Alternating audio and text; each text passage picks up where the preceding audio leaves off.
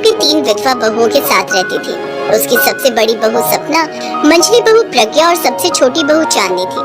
एक बार जब लता रानी के तीनों बेटे मीटिंग अटेंड करने फ्लाइट से दूसरे शहर जा रहे होते हैं, तभी एरोप्लेन क्रैश होने के कारण उन तीनों की मौत हो जाती है और उसकी तीनों बहुएं एक साथ विधवा हो जाती हैं। वो अपनी तीनों बहुओं पर बड़ा ही अत्याचार करती है क्योंकि वो उन तीनों को मनहूस मानती थी, जिनकी मनहूसियत की वजह से उसके तीनों बेटे खत्म हो गए। एक सुबह चांदनी के जोर से चीखने की आवाज आती है तो उसकी जेठानियां भागते हुए बाथरूम की तरफ जाती है। वो देखती है कि उनकी सास चांदनी का हाथ गर्म बाल्टी के पानी में डुबाकर जला देती है। माँ जी छोड़ दीजिए इसे, ये आप क्या कर रही हैं? इस मनहूस को ये नहीं पता था कि मुझे नहाने के लिए कितना गर्म पानी चाहिए। आज सबक सिखाया तो अब ये जिंदगी भर नहीं भूलेगी। इस महारानी ने खूब गर्म पानी कर दिया था। अब इसके साथ तुम सबको भी पता चल जाएगा कि ज्यादा गर्म पानी करने का अंजाम ये होता है। लेकिन माँ जी ये तो गलत है ना, बेचारी चांदनी को कितना दर्द हो रहा होगा और आखिर उसने गर्म पानी कर भी दिया तो आप उसमें ठंडा पानी मिलाकर उसको नॉर्मल कर लेती ना। अच्छा, तो अब तू उसकी तरफदारी करेगी और मुझे ज्ञान देगी। माफ करना माँ जी अगर हमने कुछ ज्यादा ही बोल दिया हो, लेकिन आखिरकार हम भी तो आपकी बेटियों जैसी हैं। भले ही भगवान ने हमें आपकी बहुओं के रूप में भेजा है, लेकिन आखिरकार एक माँ अपने बच्चों के साथ ऐसा कैसे कर सकती है? एक बात तुम तीनों की तीनों कान खोलकर सुन लो। मेरे सिर्फ 3 बेटे थे और अब वो तीनों इस दुनिया में नहीं हैं। उन तीनों के अलावा मेरी कोई औलाद नहीं है, समझी तुम? आई बड़ी मेरी बेटी बनने। तुम तीनों मनहूसों की शादी जब से मेरे बेटों के साथ हुई थी, तब से उनकी जिंदगी में कुछ न कुछ बुरा हो ही रहा था। उनके बिजनेस में उनको घाटा होने लगा था, उनकी सेहत ठीक नहीं रहती है। लेकिन सबसे बुरा तो तब हुआ जब वो तीनों एक साथ भगवान को प्यारे हो गए। माँ जी आप ऐसा क्यों कह रही हैं? हमारा भी तो सुहाग गया है। हम तीनों भी तो अपने पतियों से बेहद प्यार करती थी, इसलिए हम फैसला लिया है कि ताउम्र हम शादी नहीं करेंगे और अपने स्वर्गीय पति की याद में ही अपनी सारी जिंदगी काट लेंगे। हम तीनों इसी घर में आपके साथ रहकर आपकी सेवा करना चाहती हैं। मैंने कभी भी तुम तीनों को यहाँ जबरदस्ती रोक कर नहीं रखा। अगर तुम तीनों यहाँ रहना चाहती हो तो रहो, नहीं तो अपने अपने मायके जा सकती हो। और अगर मेरे घर में रहना है तो मेरे मुताबिक ही चलना होगा और मेरा अत्याचार भी सहना होगा। बेचारी तीनों बहुएं सारा दिन घर का कामकाज करती, साथ ही अपनी सास का अत्याचार भी सहती रहती। एक दिन सपना के पिताजी की तबीयत बहुत खराब होती है तो वो अपनी सास के पास जाकर कहती है, माँ जी मेरे पिताजी की तबीयत बहुत खराब है, मुझे उनके पास जाना होगा। अगर तेरा बूढ़ा बाप बीमार है तो मैं क्या करूँ? अगर तेरे कदम इस घर से बाहर निकले तो इस घर के दरवाजे तेरे लिए हमेशा हमेशा के लिए बंद हो जाएंगे। अगर तुझे अपने माँ बाप से रिश्ता रखना है तो रख ले, फिर तेरा इस घर से कोई रिश्ता नहीं रहेगा।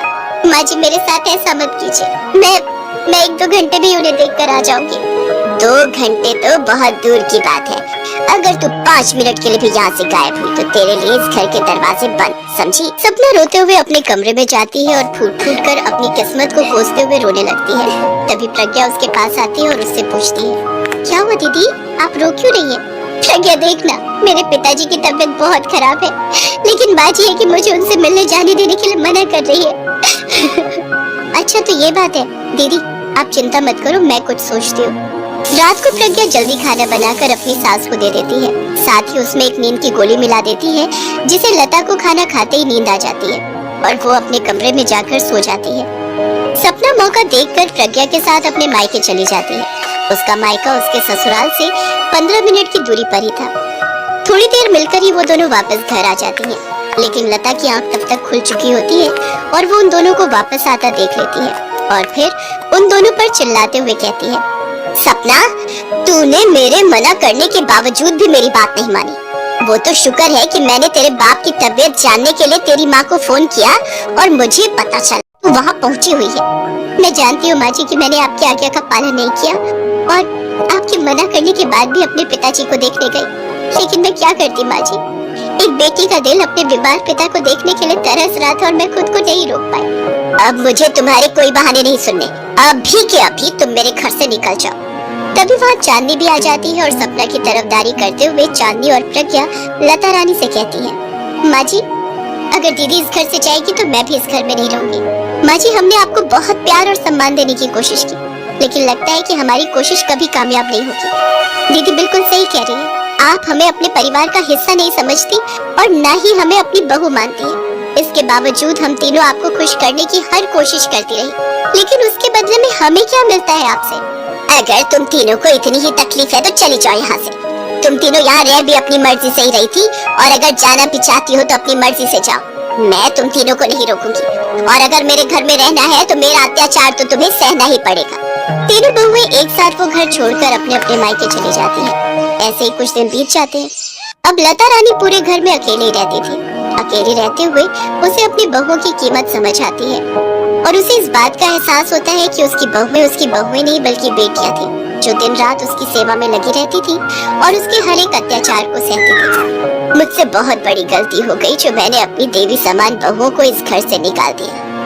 अरे मेरे पास अब दिन ही कितने हैं, बुढ़ापे का शरीर है, आज हूँ कल नहीं। ऊपर वाले ने मेरा पूरा परिवार तो पहले ही खत्म कर दिया। अब जो कुछ भी थी वो मेरी बहुएं ही थी। कम से कम मेरा ख्याल रखती थी, समय पर खाना देती थी। मेरे हर अत्याचार को सहने के बावजूद भी मुझे अपनी माँ ही मानती थी। मैंने जो किया वो बहुत गलत किया।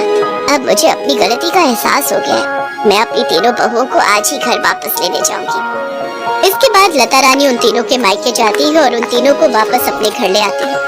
उस दिन के बाद से लता रानी का व्यवहार अपनी तीनों बहुओं के लिए बदल जाता है।